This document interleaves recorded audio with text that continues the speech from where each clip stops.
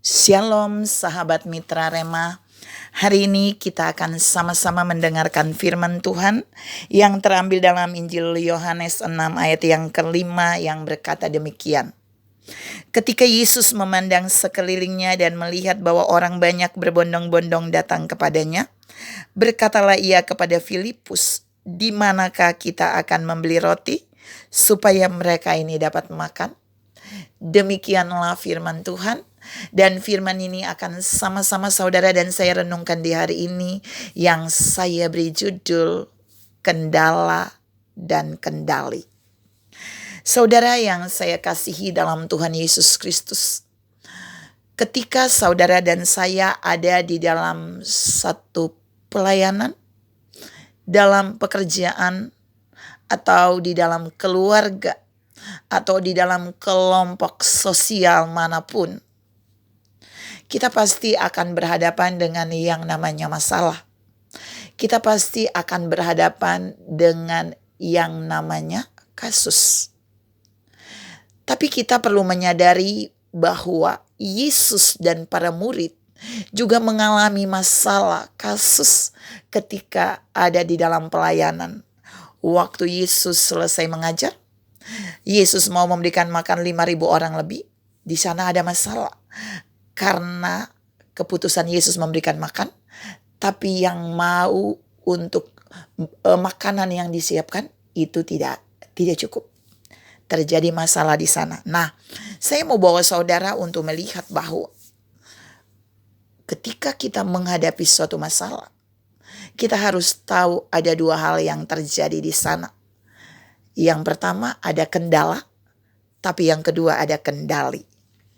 Nah, kita mau lihat saudara, kendala dan kendali. Ketika Yesus mau memberikan makan 5.000 orang, Yesus tahu para murid tidak punya persiapan. Yesus bertanya kepada Filipus, "Di manakah kita harus membeli makanan atau roti untuk mereka makan?" Hal paling mendasar harusnya Filipus menjawab Yesus, ya di toko roti, ya di penjual roti. Tapi kalau saudara baca dalam Yohanes 6 selanjutnya setelah Yesus bertanya kepada Filipus, Filipus tidak menjawab pertanyaan Yesus, tapi Filipus membuat pernyataan yang merupakan kendala. Saya ulangi, pernyataan Filipus menunjukkan itu kendala. Saya bacakan buat saudara di poin 1 ini. Yohanes 6 ayat yang ke-7, jawab Filipus kepada Yesus, "Roti seharga 200 dinar tidak akan cukup untuk mereka ini, sekalipun masing-masing mendapat sepotong kecil saja." Jadi Filipus membuat pernyataan baru, tapi pernyataan itu adalah kendala untuk dia mendapat solusi saat Yesus menyuruh mau memberikan makan 5.000 orang lebih. Sadarkah saudara dan saya, terkadang ketika saudara dan saya mengalami masalah dalam hidup, sesungguhnya pertanyaan Tuhan cuma simple. Di mana kita harus membeli roti? Kita tinggal jawab kok. Filipus tinggal menjawab, ya di toko roti, di penjual. Tapi itu tidak dilakukan. Dia mulai mengungkapkan kendala. Dia mulai menyebutkan kendala di dalam masalah itu. Itu tidak dihiraukan oleh Yesus. Dan kemudian kendala yang kedua muncul ketika Andreas di dalam Yohanes 6 ayat yang ke-9. Ada seorang anak yang punya 5 roti, Andreas itu udah tahu, lalu Andreas bilang kepada Yesus, "Ini ada orang yang punya 5 roti jelai dan 2 ikan. Tetapi apakah artinya itu untuk orang sebanyak ini?" Perhatikan saudara. Pernyataan Andreas itu juga adalah pernyataan kendala. Andreas mau bilang gini, is okay, ini ada 5 roti 2 ikan. Tapi kendalanya gak cukup. Orang kan banyak. Sadar atau tidak? Terkadang waktu saudara dan saya mengalami satu masalah, kita adalah orang yang terus menyebutkan kendala, kendala, kendala, kendala.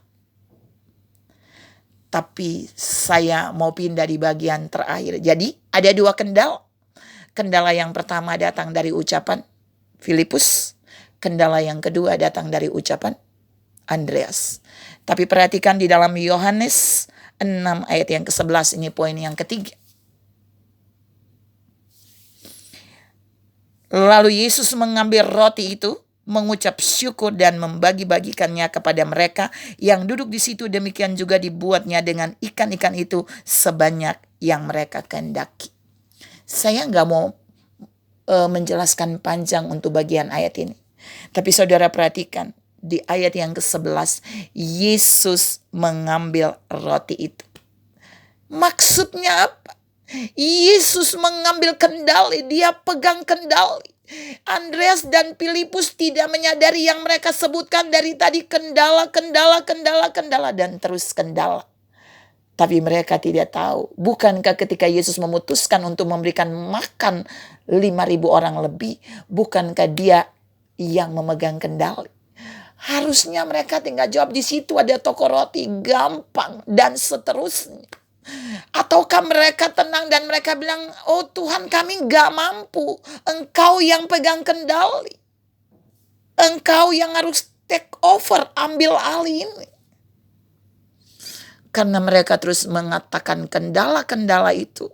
Di poin 3 saya mau bilang buat saudara, Yesus mengambil kendali itu. Dia menunjukkan bahwa dia pemegang kendali atas peristiwa yang sedang terjadi. Atas kekurangan itu dia bilang dia pegang kendali. Dia ngambil 5 roti itu dan 2 ikan itu ke tangannya. Dan kita gak usah takut. Kita gak usah khawatir ketika dia sudah memegang kendali. Di beberapa hari yang lalu saya katakan buat saudara, ketika Yesus memegang kemudi dari perahu itu, gelombang dan badai manapun tidak akan menjatuhkan para murid. Dia memegang kendali, kontrol dari perahu itu. Dan hari ini Tuhan bilang, dia sudah mengambil kekurangan roti yang kurang itu. Dia ambil kendali, dia take over roti itu. Dia pegang di tangannya, lalu dia berkata, untuk apa saudara dan saya melihat kendala-kendala? Dia mau tunjukkan buat para murid, mengapa kamu hanya melihat kendala? Mengapa kamu hanya melihat kendala? Mengapa kamu hanya mengucapkan kendala? Tapi mari kamu harus melihat bahwa ada sang pengendali yang dahsyat yang ada bersama dengan mereka, yaitu Yesus sendiri. Dan terbukti waktu Yesus memegang roti itu, mengambil roti dan ikan itu, dia mengangkatnya kepada Bapa, dia mengucap syukur, dia memberkati itu. Dan dia membagikannya, dan hasilnya semua orang makan dengan kenyang, 5.000 orang lebih. Bahkan masih sisa 12 bakul potongan roti yang kelebihan. Ingat, waktu Yesus yang memegang kendali, maka semua kendala gugur. Saya katakan sekali lagi, ketika Yesus yang memegang kendali dalam setiap persoalan kita, maka apapun kendalanya, sebanyak apapun kendala itu, atau sesulit apapun kendala itu, maka kendala itu pasti gugur. Mari dalam setiap persoalan hidup kita, dalam keluarga, dalam pekerjaan, dalam pelayanan, dalam kesehatan, atau dalam keuangan, jangan melihat kendalanya, jangan berkata kendalanya, jangan mengucapkan kendalanya, tapi mulai melihat bahwa kendalinya ada pada yang punya kuasa. Kendalinya ada pada sang pembuat mujizat itu. Kendalinya ada di tangan Yesus yang berkuasa itu. Tuhan memberkati saudara berlimpah. Salam menyadari kendala apapun akan gugur ketika ada dalam kendali Tuhan. Amin.